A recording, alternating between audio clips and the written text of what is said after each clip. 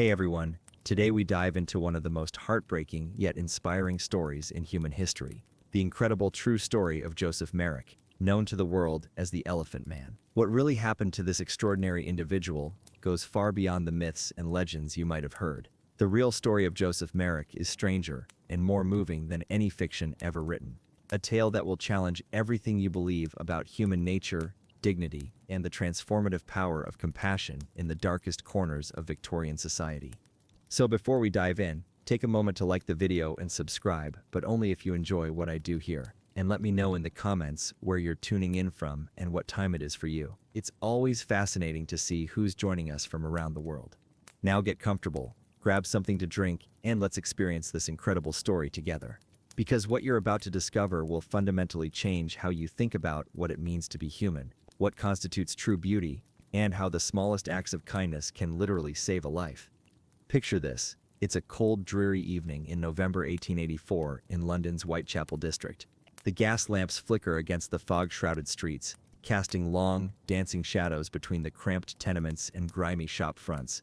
The air is thick with coal smoke and the acrid smell of industrial London, where poverty and desperation hang over the narrow streets like a suffocating blanket. In this maze of human misery and survival, at number 123 Whitechapel Road, something extraordinary is about to unfold that will change medical history forever and reveal the profound depths of human resilience. A young surgeon named Frederick Trivis is walking home from the London hospital, his mind still occupied with the day's medical cases, when something catches his eye that makes him stop dead in his tracks. Plastered across a shop window is a garish poster that seems to assault his senses with its crude sensationalism. The illustration shows a grotesquely distorted human figure, drawn with the exaggerated horror of a penny dreadful, and above it, in bold letters that seem to scream from the glass, "The Elephant Man, half elephant, the most shocking freak of nature ever seen, a living monstrosity that will astound and terrify." Treves feels his stomach turn at the vulgar display, but something deeper compels him forward. As a medical professional, he's seen his share of human suffering and deformity, but the promise of witnessing something so medically unprecedented draws him toward that shop door like a moth to flame. His scientific curiosity wars with his revulsion at the exploitation, but ultimately, the physician in him wins. He needs to see this for himself, to understand what could possibly justify such a grotesque exhibition.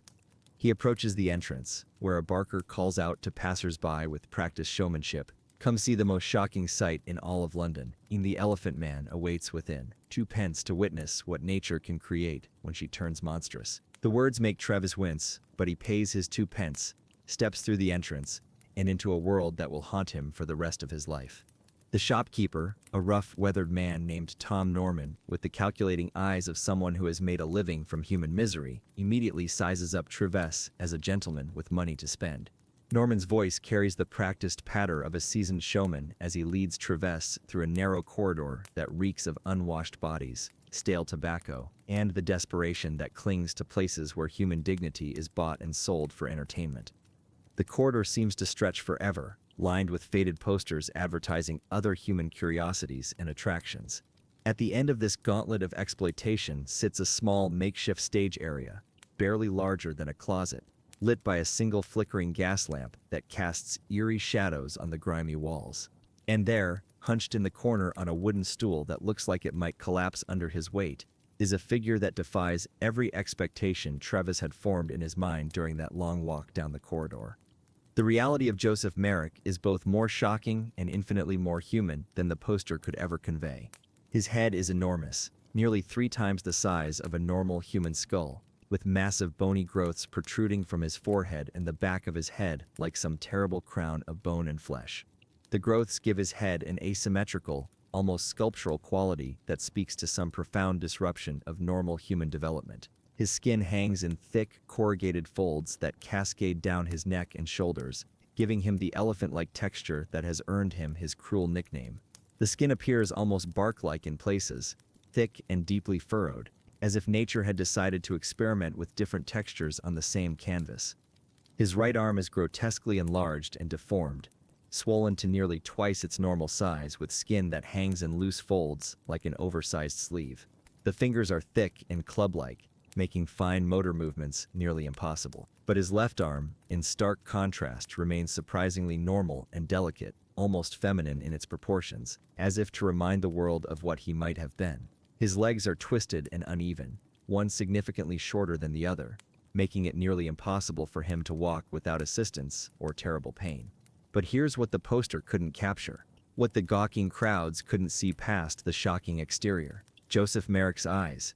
In those eyes, Travis sees not a monster or a freak show attraction, but an intelligent, sensitive human being trapped inside a body that has become his prison. The eyes are remarkably expressive, filled with a depth of feeling and intelligence that seems almost to glow in the dim gaslight. When their eyes meet across that small, squalid space, something passes between them. A recognition of shared humanity that transcends the physical horror and will forge an unlikely friendship that changes both their lives forever. Trev's approaches carefully, speaking in gentle, respectful tones that Joseph clearly hasn't heard in years. What happens next surprises him completely. Merrick attempts to speak, but the massive growths on his head and face, particularly around his mouth and jaw, make his words nearly incomprehensible.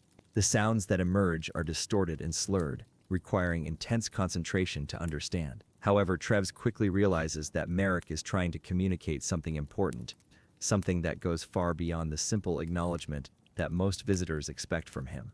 With infinite patience and careful listening, Treves begins to make out individual words, and what he hears astonishes him beyond measure. This man, this so-called freak of nature, is not only attempting to communicate, but is trying to recite poetry. The words, though distorted by his physical limitations, carry the rhythm and cadence of romantic verse. Joseph is quoting Lord Tennyson, speaking the words with obvious love and familiarity, despite the tremendous effort required to make himself understood. The Lady of Shalott, Treves realizes, as he catches fragments of the familiar verses, here in this grimy exhibition space, surrounded by the detritus of human exploitation, a man who has been reduced to a carnival attraction is reciting some of the most beautiful poetry in the English language. The juxtaposition is so profound, so utterly unexpected, that Treves feels his entire worldview shifting in that moment. But the revelations don't stop there. As their conversation continues, Treves discovers that Joseph possesses not only an educated vocabulary, genuine intellectual curiosity. He asks thoughtful questions about Treves's work at the hospital, demonstrates knowledge of current events that he could only have gained through regular reading, and shows an artistic sensibility that manifests in his detailed observations about the architecture and design elements he notices in his limited travels around London. More importantly, Treves recognizes that Joseph is not just surviving his terrible circumstances, but actively maintaining his dignity and humanity in the face of constant dehumanization. Here is a man who has every reason to hate the world, every justification for bitterness and rage, yet who responds to the first genuine kindness he has received in years with gratitude and grace that seems almost supernatural in its generosity. But here's where the story takes its first tragic turn. Tom Norman, the shopkeeper, has been watching this extended interaction with growing impatience and suspicion. To him, Merrick isn't a person capable of meaningful conversation, he's property, a money-making exhibition that brings in curious crowds and their coins. The longer Treves talks with Joseph, the more Norman worries that he's giving away too much of the show for free, and that other potential customers might be discouraged from paying their own admission fees. Norman rudely interrupts the conversation with the practiced authority of someone accustomed to controlling every aspect of his exhibitions. He reminds Treves that viewing time is limited, that other customers are waiting, and that extended conversations are not part of the admission price. His tone makes it clear that he views Joseph as nothing more than an object to be displayed, and that any interaction beyond simple gawking is an unwelcome complication to his business model. As Treves reluctantly prepares to leave, he sees something in Joseph's eyes that breaks his heart. The return of resignation and hopelessness that had momentarily lifted during their conversation. It's clear that these brief moments of genuine human connection are incredibly rare in Joseph's life, that most visitors come to stare and leave without ever acknowledging his humanity. The return to his role as a silent exhibit is clearly painful, a daily reminder of his status as something less than human in the eyes of most of the world. Treves reaches into his pocket and pulls out his business card, a simple piece of cardboard that will prove to be one of the most important objects in Joseph Merrick's life. He hands it to Joseph with careful deliberation, speaking clearly so there can be no misunderstanding. If you ever need medical attention, or if you're ever in trouble, come to the London hospital and ask for me. I will help you. It's a simple gesture, the kind of professional courtesy that Treves might extend to any patient, but for Joseph, it represents something he had almost forgotten existed: human kindness, without expectation of payment or spectacle in return. As Treves leaves that grimy shop, he can't shake the image of those intelligent, pleading eyes, or the sound of distorted but beautiful poetry emerging from that damaged mouth.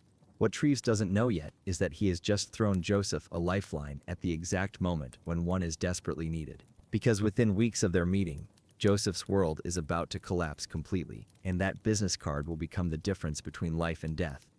But to understand the full magnitude of what's about to unfold, we need to go back to where it all began, in the industrial heart of Leicester, England, in the year 1862, where a love story was beginning that would provide the only true happiness Joseph Merrick would know for most of his life. Joseph Carey Merrick was born to Joseph Rockley Merrick and Mary Jane Merrick on August 5, 1862, during a time when Queen Victoria's reign was transforming England into an industrial powerhouse, but also creating new forms of urban poverty and social displacement. Leicester was a thriving textile center, full of factories and mills that drew workers from across the countryside with promises of steady employment and better lives. Joseph Rockley Merrick worked as a warehouseman, loading and unloading the goods that flowed through Leicester's busy commercial district. It was honest, physically demanding work that provided a modest but respectable living for a young family. Mary Jane Merrick was a schoolteacher, an educated woman who had managed to secure one of the few professional positions available to women in Victorian England. Their marriage represented a union of working-class respectability and intellectual aspiration, the kind of partnership that was becoming more common as England's middle class expanded. For the first few years of his life, young Joseph appeared perfectly normal, a healthy, active child who brought tremendous joy to his parents. Mary Jane would carry him to school with her sometimes, where he charmed her students with his bright smile and quick intelligence. Joseph Rockley would come home from the warehouse exhausted but always ready to play with his son, lifting him high in the air and delighting in the boy's laughter. Their modest home on Lee Street was filled with books, a luxury that many working-class families couldn't afford, but that Mary Jane considered essential. She read to Joseph every night, filling his young mind with stories, poetry, and ideas that would sustain him through the darkest periods of his life. The house was a haven of learning and love, where intellectual curiosity was encouraged, and where Joseph first developed the love of literature that would later astonish Frederick Treves. But around the age of 2, something began to change in ways so subtle that his parents initially dismissed them as normal childhood variations. Small lumps started appearing on Joseph's skin, barely noticeable bumps that could have been insect bites or minor irritations. His parents took him to their local doctor, Dr. Hodges, but medical understanding of genetic conditions was virtually non-existent in the 1860s. Dr. Hodges examined the child thoroughly, but could find no explanation for the small growths. As months passed, the lumps grew larger and more pronounced, defying every treatment that Dr. Hodges attempted. Joseph's head began to enlarge disproportionately, first so gradually that it seemed like he might simply have a larger-than-average skull, but then with increasing rapidity that alarmed everyone who saw him. His right arm started to swell and deform, the skin becoming thick and loose, while his left arm remained perfectly normal. The medical community of Leicester was baffled. He had no framework for understanding what was happening to Joseph, no precedent for the kind of asymmetric growth that was transforming his body. Some doctors suggested it might be the result of an injury or infection. Others proposed various folk remedies and treatments that proved completely ineffective. The family consulted specialists in London, spending money they could barely afford on train tickets and consultation fees. But even the most learned physicians could offer no explanation or cure. What made this period particularly heartbreaking was watching the change in how the world treated Joseph as his condition became more pronounced. Neighbors who had once cooed over the beautiful baby began crossing the street to avoid encounters with the increasingly disfigured child. Other children, initially curious, became frightened and then cruel, throwing stones and calling him names that reflected the superstitions and fears of the era. But Mary Jane Merrick refused to give up on her son, or allow the world's reaction to change how she treated him. While neighbors whispered about curses and divine punishment, while other parents forbade their children from playing with Joseph, she continued to treat him with unwavering love and dignity. She maintained their bedtime reading ritual, continued to take him on educational walks around Leicester, and never once made him feel like the monster that others increasingly saw him as becoming. Mary Jane's response to her son's condition revealed the depth of her character and the strength of her love. She researched his symptoms obsessively, writing letters to medical schools and hospitals across England in search of anyone who might understand what was happening to Joseph. She modified his clothing to accommodate his changing body shape, learned to understand his increasingly difficult speech, and created a protective bubble of acceptance around him that allowed his intelligence and personality to flourish despite his physical challenges. She also began preparing him for a world that would not be kind to him. Without ever explicitly discussing the cruelty he was likely to face, she filled his mind with stories of heroes who overcame great obstacles, of the importance of inner strength and dignity, and of the essential worth of every human being, regardless of their appearance. These lessons, delivered with love and reinforced through daily example, became the foundation of the remarkable character that would later astound everyone who truly got to know Joseph. The transformation of their family dynamic was gradual but profound. Joseph Rockley, while never ceasing to love his son, began to struggle with the constant stares and whispered comments that followed them wherever they went. The proud father, who had once delighted in showing off his beautiful child, now found public outings increasingly difficult and embarrassing. The financial strain of seeking medical treatment, combined with the emotional stress of watching his son's condition worsen, began to take a toll on his health and his ability to work consistently. Mary Jane became Joseph's primary caregiver and advocate, a role that required enormous physical and emotional strength. As his condition progressed, simple activities like dressing, eating, and walking became increasingly challenging. She developed ingenious solutions to everyday problems, created modified utensils and clothing, and maintained a routine that preserved as much normalcy as possible for the entire family. But the isolation was becoming overwhelming. Friends stopped visiting, extended family members found excuses to avoid gatherings, and the simple pleasures of community life became increasingly difficult to access. Mary Jane and Joseph became each other's primary companions, bound together by love, but also by the cruel reality that few others could see past Joseph's appearance to the remarkable person beneath. The tragedy deepened dramatically when Joseph was 11 years old, and Mary Jane Merrick, the one person who had always seen him as human first and foremost, died suddenly of pneumonia. The illness came on quickly, and the medical care available in Leicester in the 1870s was inadequate to save her. Within a week, she went from a slight cough to death, leaving Joseph not just motherless, but stripped of his only advocate, protector, and the source of all the love and acceptance he had ever known from family.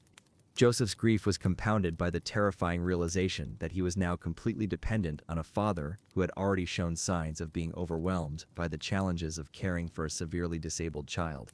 Mary Jane's death didn't just represent the loss of a beloved parent, it represented the end of the only period in Joseph's life when he had been valued and cherished for who he was, rather than feared or pitied for what he looked like. The funeral was a small, somber affair, with few attendees beyond immediate family. Joseph, now showing significant physical deformity that made his attendance a source of distraction and discomfort for others, was largely ignored by the mourners who came to pay their respects to Mary Jane. The isolation that had been growing throughout his childhood became complete with her death, leaving him truly alone in a world that saw him as a frightening aberration rather than a grieving child. Joseph Rockley, overwhelmed by grief and unable to cope with raising a severely disfigured child alone, made a decision that would fundamentally alter the trajectory of his son's life. Within months of Mary Jane's death, he remarried a widow named Emma Wood Antle, a practical woman with her own children, who saw Joseph not as a stepson to be loved, but as a burden to be managed or, preferably, eliminated from her new household. Emma brought her own children into the household, and suddenly Joseph found himself not just motherless, but actively unwanted in what had once been his home. The contrast between his new stepmother's treatment of her biological children and her treatment of him was stark and cruel.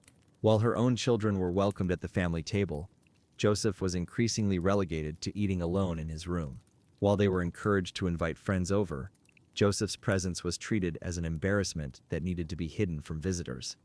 Emma made no secret of her disgust and fear of Joseph's appearance, often referring to him as that creature or the afflicted one rather than using his name. She saw him as a shameful reminder of her husband's previous life, a living obstacle to her vision of a normal, respectable family. Her treatment of Joseph was calculated to make him so miserable that he would voluntarily remove himself from the household, freeing her from the burden of caring for him. The psychological abuse began almost immediately and was perhaps more damaging than any physical cruelty could have been.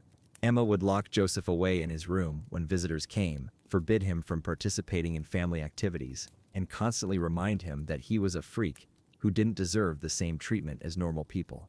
She convinced the other children to shun him, turning his own home into a place of isolation and rejection. His father, either too weak to stand up to his new wife or perhaps sharing some of her feelings about Joseph's condition, did nothing to protect his son from this systematic campaign of dehumanization. Joseph Rockley had remarried, seeking relief from the overwhelming responsibility of caring for a disabled child, and Emma's promise to take that burden off his shoulders was apparently worth sacrificing his relationship with his son. The home that had once been filled with Mary Jane's books and love became a prison where Joseph's every need was treated as an imposition, and his very existence was viewed as a source of shame. The contrast with his early childhood, when he had been cherished and encouraged, made the current situation even more devastating. He had experienced genuine love and acceptance, which made their absence all the more painful. By the age of 13, Joseph's condition had progressed to the point where he could barely walk without assistance. The growths on his head had become so massive that he had difficulty holding it upright for extended periods. His speech had become increasingly slurred and difficult to understand, making communication with his family even more challenging than it had been. His right arm was now so enlarged and deformed that he could barely use it for simple tasks. Emma seized on his increasing disability as the perfect excuse to get rid of him once and for all. She convinced Joseph's father that the boy needed to earn his keep or leave the house, arguing that they couldn't afford to support someone who contributed nothing to the household income. The fact that Joseph's condition made conventional employment nearly impossible was irrelevant to her. She simply wanted him gone. They found him work in a cigar rolling factory, one of the few jobs available to someone with his limited mobility but still functional left hand. The work required delicate finger movements to roll tobacco leaves into cigars, and Joseph's left hand was still nimble enough to perform these tasks, though slowly and with great difficulty. The factory owners were initially reluctant to hire him, but the promise of paying him below standard wages because of his limitations made him an attractive option. The factory environment was a nightmare of exploitation and cruelty that made Joseph's home life look pleasant by comparison. The other workers were merciless in their harassment, viewing him as an easy target for their frustrations and prejudices. They mocked his appearance, threw tobacco scraps at him, and made his daily existence a living hell of constant humiliation and abuse. Customers who came into the factory would often demand to see the freak, turning his workplace into an impromptu freak show, where his deformities became a source of entertainment for people who had no intention of offering him any compassion or respect.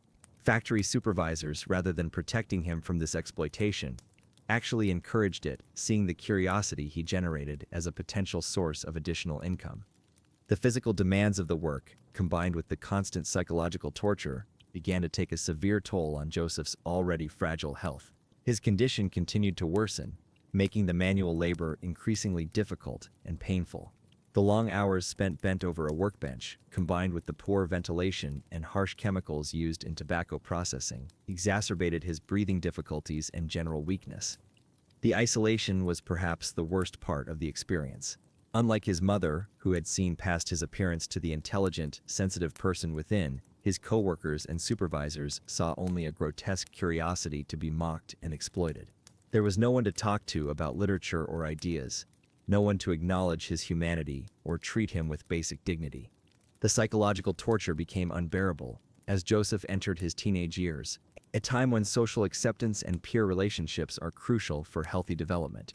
Instead of the friendships and experiences that should mark adolescence, he faced daily reminders that he was considered something less than human by almost everyone he encountered.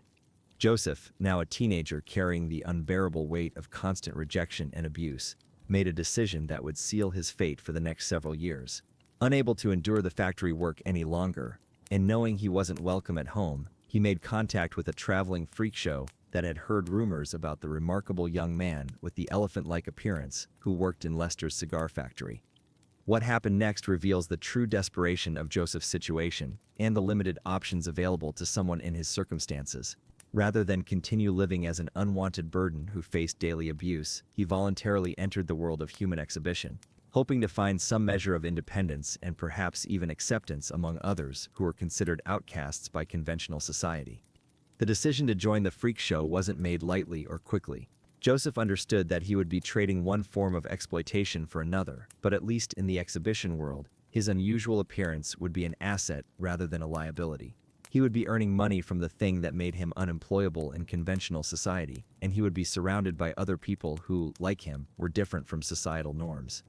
The freak show circuit in Victorian England was a brutal, exploitative world that preyed on human curiosity and the misfortune of those with physical abnormalities. But it also represented one of the few ways that people with severe disabilities could achieve any kind of economic independence. For someone like Joseph, who couldn't hope for conventional employment or family support, the exhibitions offered a path to survival, even if it came at the cost of personal dignity. His first manager was a man named Sam Torr, who specialized in what were called human curiosities. Torr promised Joseph fair treatment and a reasonable share of the profits, painting a picture of the exhibition world as a kind of alternative family, where differences were celebrated rather than scorned. These promises, like most made to performers in the freak show circuit, proved to be complete fabrications designed to secure Joseph's cooperation. Joseph was passed from showman to showman over the next several years, each one promising him better treatment and more money, but delivering only continued exploitation and degradation. His managers would display him in the most dehumanizing ways possible, emphasizing his most shocking features while stripping away any evidence of his intelligence or humanity. They created elaborate and completely fictional backstories about how he had acquired his condition, stories designed to sensationalize his appearance and justify the horror and disgust that audiences felt when they saw him. One popular version claimed he had been trampled by an elephant during his mother's pregnancy. Another suggested that his mother had been frightened by circus elephants while carrying him. These stories, complete fabrications designed to add drama and exotic appeal to his exhibition, followed him throughout his life and persist in popular culture even today. The theatrical presentations were carefully choreographed to maximize shock value and minimize any sense of Joseph's humanity.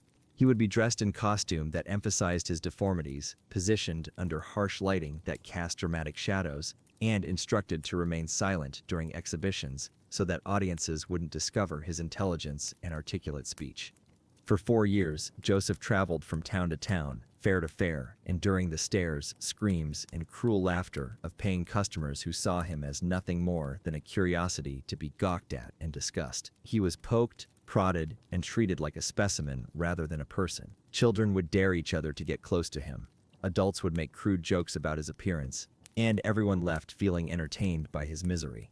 The isolation during this period was crushing and complete. Unlike other performers who could remove their costumes and makeup at the end of the day and return to some semblance of normal life, Joseph's condition made him a permanent outsider, forever trapped in his role as the monster. There was no escape from his exhibition persona, no private life where he could just be himself. The living conditions were appalling, even by the standards of traveling shows. Joseph was often housed in converted animal cages or makeshift tents that provided little protection from the weather. He ate whatever scraps were provided, wore whatever costume his managers deemed appropriate, and had virtually no control over any aspect of his daily existence. But here's what makes Joseph's story so remarkable, and what sets him apart from a simple tale of exploitation and abuse. Throughout all of this degradation and cruelty, he never lost his essential humanity or his capacity for hope. He continued to read voraciously whenever he could get access to books or newspapers, taught himself about art and architecture from whatever sources were available. He maintained the gentle, kind nature that would later astound everyone who truly got to know him. Somehow, despite everything the world had done to him, he refused to become bitter or cruel in return. He treated his fellow performers with kindness and respect, shared what little he had with those who were even less fortunate, and never lost his appreciation for beauty and learning. This extraordinary preservation of character in the face of systematic dehumanization speaks to a strength of spirit that seems almost superhuman. Joseph also never stopped hoping for something better, never completely gave up on the possibility that someday he might find acceptance and genuine human connection. He held on to the memory of his mother's love and the lessons she had taught him about dignity and self-worth, using them as a shield against the constant assault on his humanity. The freak show life was taking an increasingly severe toll on his physical health. However, Joseph's condition was progressive, meaning it continued to worsen over time, regardless of his circumstances.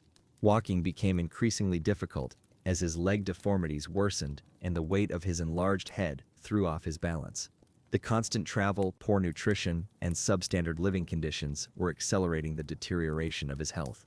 By 1884, when he was 22 years old, Joseph was becoming desperate to find a different way to survive. His condition had progressed to the point where even the demanding schedule of freak show performances was becoming nearly impossible to maintain. He was in constant pain, increasingly weak, and aware that his value as an exhibition performer was declining as his mobility became more limited. His current manager at the time was Tom Norman, the same rough showman who operated the shop in Whitechapel where Frederick Treves would eventually encounter Joseph.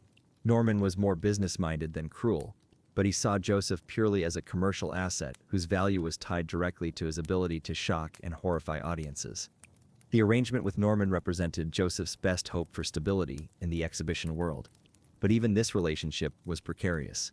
Norman's shop provided a permanent location rather than constant travel, but it also meant that Joseph was essentially imprisoned in a single room, displayed for hours at a time to whoever was willing to pay the admission fee. This brings us back to that foggy November evening in Whitechapel, to the moment when Frederick Treves first encountered Joseph Merrick in Tom Norman's shop. What Treves didn't realize was that he was witnessing not just a medical curiosity, but the lowest point in an extraordinary human being's life. The moment when someone who had maintained his dignity and humanity through years of systematic abuse was finally beginning to break under the weight of isolation and despair. But it was also the moment when everything was about to change, when a chance encounter between two very different men would prove that human connection and compassion have the power to transform even the most hopeless circumstances. The business card that Treves handed to Joseph that night represented more than just professional courtesy. It represented the possibility of redemption, dignity, and the chance to live as a human being rather than an exhibition. After that first meeting, Treves couldn't get Joseph out of his mind. As a medical professional, he was fascinated by the unique nature of Joseph's condition, something he had never encountered in his surgical training or practice. But more than scientific curiosity, he was haunted by the intelligence and humanity he had glimpsed behind the shocking exterior, by the incongruity of hearing poetry recited in that grimy exhibition space. The contrast between Joseph's circumstances and his character troubled Treves deeply. Here was clearly an educated, sensitive person trapped in a situation that denied his humanity and reduced him to a profitable curiosity. The more Treves thought about their brief conversation, the more convinced he became that Joseph deserved better than the exploitation and degradation that defined his daily existence. A few days later, Treves returned to Norman's shop, this time with a specific purpose beyond mere curiosity. He wanted to conduct a proper medical examination of Joseph's condition, both to satisfy his scientific interest and to better understand the extent of his disabilities and health challenges. Norman, seeing an opportunity to charge additional fees for what he considered a premium service, readily agreed to allow the examination.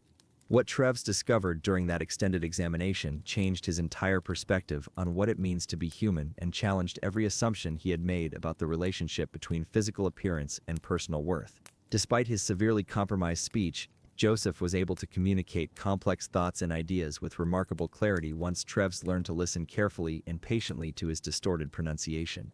Joseph quoted passages from the Bible with perfect accuracy, demonstrating not just literacy but deep familiarity with religious texts. He recited romantic poetry from memory, showing an appreciation for beauty and language that seemed impossible given his circumstances. He demonstrated knowledge of current events that he could only have gained through regular reading of newspapers and periodicals, proving that his mind remained sharp and curious despite his physical limitations. More importantly, Treves recognized that Joseph was not just surviving his terrible circumstances, but actively fighting to maintain his dignity and intellectual life in the face of constant pressure to accept his role as a mindless exhibition. Joseph asked thoughtful questions about Treves's medical practice, showed genuine interest in learning about anatomy and surgery, and displayed a hunger for intellectual stimulation that had been largely ignored for years. The examination also revealed the full extent of Joseph's physical challenges and the remarkable adaptations he had made to cope with his disabilities. His enlarged head weighed significantly more than normal, requiring tremendous neck and shoulder strength just to hold upright. His breathing was compromised by the growths around his face and throat, making every breath an effort. His mobility was severely limited by his leg deformities, and yet he had somehow survived years of traveling and performing. But perhaps most remarkably, Treves discovered that Joseph's left arm and hand remained not just functional but remarkably dexterous and sensitive. This single normally developed limb represented his primary connection to the physical world, the tool through which he could write, create, and express himself. The contrast between his one normal hand and the rest of his transformed body served as a poignant reminder of what he might have been. During their extended conversation, Treves also learned more about Joseph's personal history, including details about his mother's love and educational influence that explained his remarkable character and intellectual development. Joseph spoke of Mary Jane Merrick with a reverence and love that moved Treves deeply, describing how she had filled his early years with books, learning, and unconditional acceptance. The loss of his mother emerged as the central tragedy of Joseph's life, the moment when his world shifted from one of love and possibility to one of exploitation and rejection. Joseph's ability to speak about this loss without bitterness, his capacity to remember his mother's lessons about dignity and self-worth, despite everything that had happened since, revealed a strength of character that Treves found both inspiring and heartbreaking. As their relationship developed over several visits, Treves began to see Joseph not as a patient or medical curiosity, but as a friend whose company he genuinely enjoyed. Joseph's unique perspective on life, shaped by extraordinary suffering but tempered by uncommon grace, offered insights that Treves couldn't find anywhere else in his social or professional circles. Joseph had developed a philosophical outlook on his condition and circumstances that was remarkably free of self-pity or rage. He spoke of his suffering as something that had been given to him for reasons he might never understand, but that he was determined to bear with dignity. He expressed gratitude for small kindnesses, found beauty in unexpected places, and maintained hope for better days despite having little reason for optimism. This philosophical acceptance wasn't passive resignation but active choice, a daily decision to respond to cruelty with grace and to maintain his humanity, despite every pressure to abandon it. Joseph had somehow learned to separate his essential self from his physical circumstances, preserving his dignity and worth in a way that seemed almost miraculous to Treves. Treves gave Joseph his business card during one of these visits, telling him that if he ever needed medical attention or found himself in trouble, he should come to the London hospital. It was a gesture that seemed simple enough, the kind of professional courtesy that